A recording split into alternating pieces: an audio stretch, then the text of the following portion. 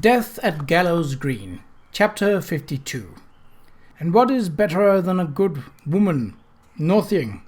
Geoffrey Chaucer, The Tale of Milly B. The business was safely done, was it? Charles asked. He did not allude directly to the emeralds, but Bradford knew of what he spoke. Well and safely done, Bradford replied. Mamma is pleased. He laid aside the paper he was reading, an engineering description of a new motor car built by John Henry Knight, a three-wheeler propelled by a rear-mounted engine, a single horizontal cylinder powered by kerosene. He had been to see the car and talked with its developer, who was already soliciting the interest of investors. His face darkened with annoyance. Mamma is not at all pleased, however, with me. Charles quirked an eyebrow. No? He asked, sitting in the leather chair beside the fire. She does not approve of your interest in motor cars, I take it. Worse than that, Bradford said wryly. He opened a drawer, took out a leather cigar case, and carried it to Charles. She does not approve of my choice of wives.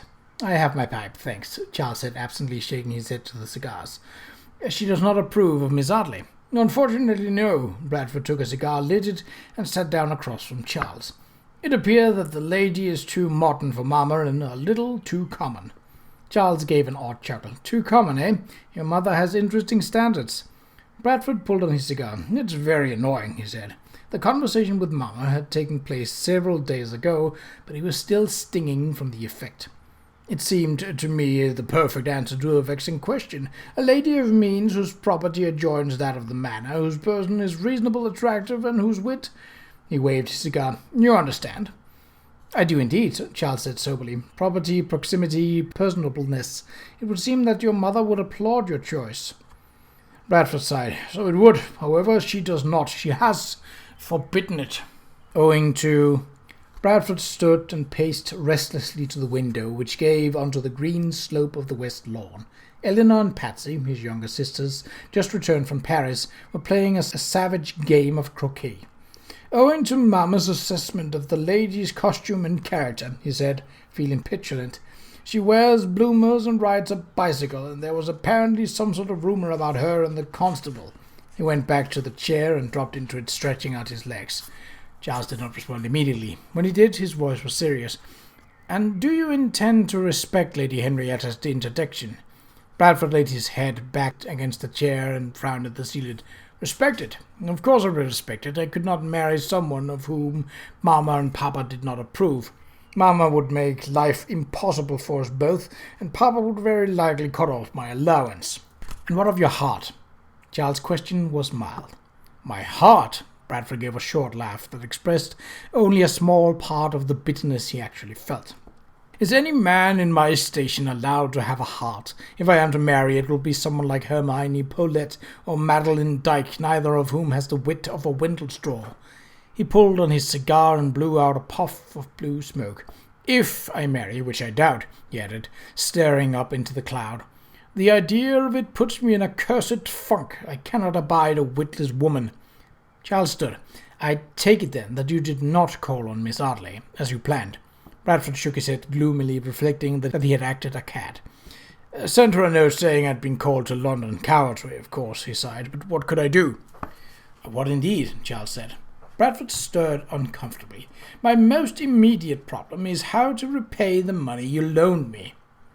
Not to worry, Charles said. He seemed to study the fire. I presumed you would not take it amiss if I should call on Miss Audley. Bradford stared. You! He caught the cigar smoke in his windpipe and began to cough. You! Charles turned half smiling. Is it strange that I too should find Miss Audley attractive? Bradford felt suddenly and uneasily envious. Strange.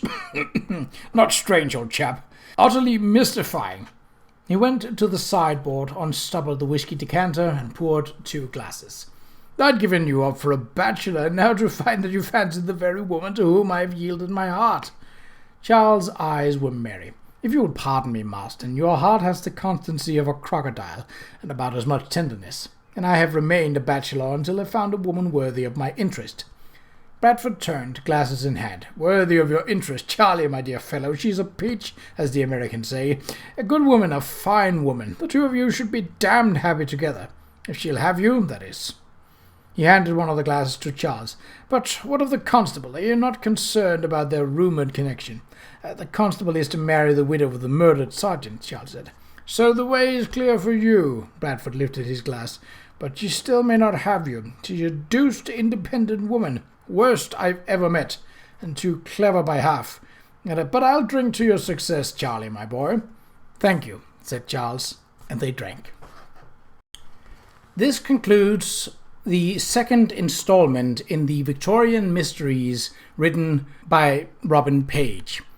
I intend to read through the entire series, so I hope that you will join me for the next installment.